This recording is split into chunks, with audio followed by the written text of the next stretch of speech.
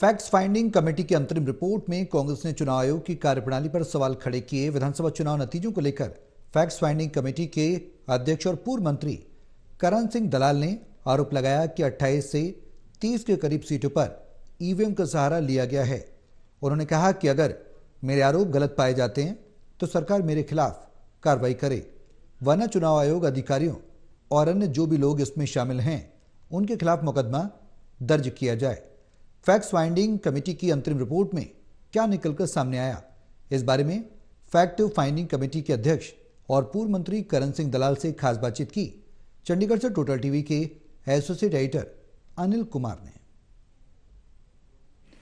Facts finding committee की report में क्या निकलकर सामने आया है, इस मेरे साथ हैं कमेटी के अध्यक्ष एवं पूर्व मंत्री करण सिंह दलाल। इनसे जानते हैं कि फैक्ट्स फाइंडिंग कमेटी की अंतरिम रिपोर्ट में क्या निकलकर सामने आया है।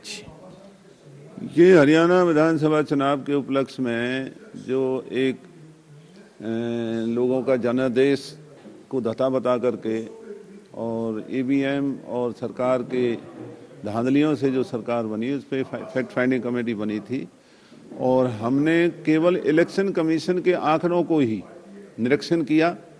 और हैरानी की बात है कि उन आंकड़ों में ही ये साफ नज़र आता है कि ये ईवीएम जेन्युइन ईवीएम नहीं थी, ये ईवीएम कोई और ईवीएम है। और उसमें बहुत बेशर्मी से इलेक्शन के वेब पर आज भी 5 तारीख को डले हुए वोटों की कुल संख्या हल्काबाजी नहीं दिखाई गई, परसेंटेज की बात करते हैं। और जो चुनाव नतीजा डिक्लेयर होने के बाद हल्का वाइज नतीजे निकाले गए वो बाकायदा वोट पूरी दिखाई जाती हैं, लेकिन 5 तारीख को पड़ने वाली वोटों की संख्या नहीं दिखाई जाती। आज भी इलेक्शन वेब पर जो बीजेपी का परसेंटेज 39.94 दिखाया है और उसकी रूह से जो उनका टोटल वोट दिखाया वो ज़्यादा दिखाया जा रहा है, जबकि वो कम बनता है।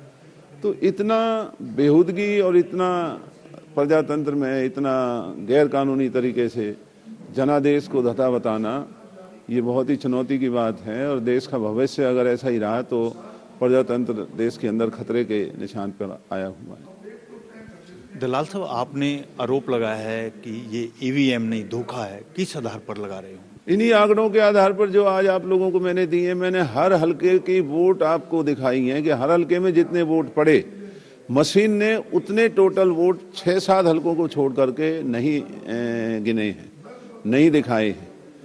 अगर कहीं 10 वोट फालतू हैं, कहीं 5 कम हैं, कहीं 2 ज़्यादा हैं, कहीं 1 कम है, तो मशीन में ऐसा हो ही नहीं सकता। ये मशीन तो कैलकुलेटर की तरह है, जितने उसमें वोट डलेंगे उतने ही वोट गिने जाएंगे।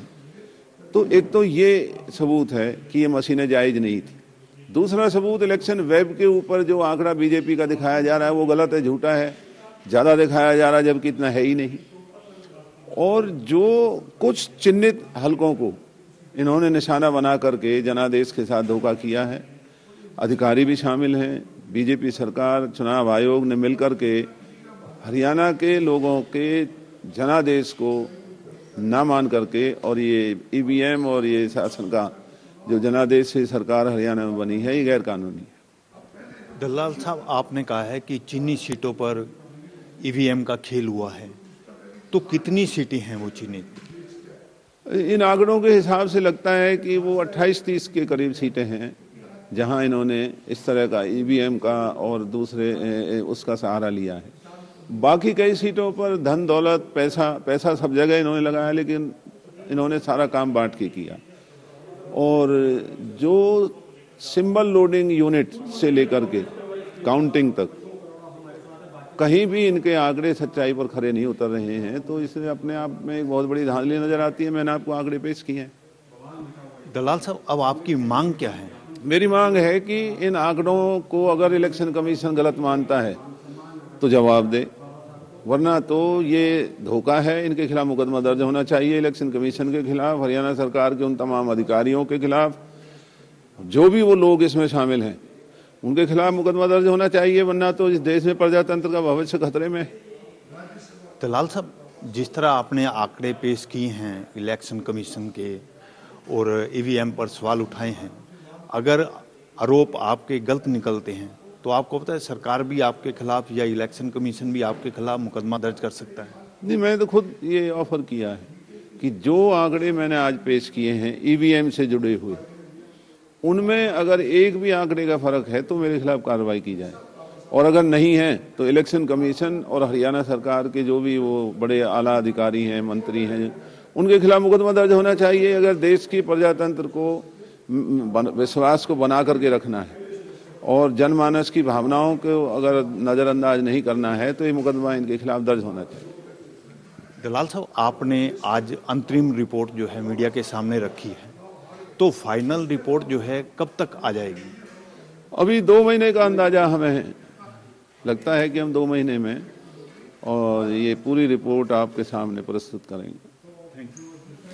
ये थे मेरे साथ फैक्ट्स फाइंडिंग कमेटी के अध्यक्ष करण सिंह दलाल। इन्होंने बताया कि आज उन्होंने फैक्ट्स फाइंडिंग कमेटी की अंतरिम रिपोर्ट पेश की है और 2 महीने के भीतर फाइनल रिपोर्ट पेश कर देंगे। Anil Kumar, total news, Chandigarh.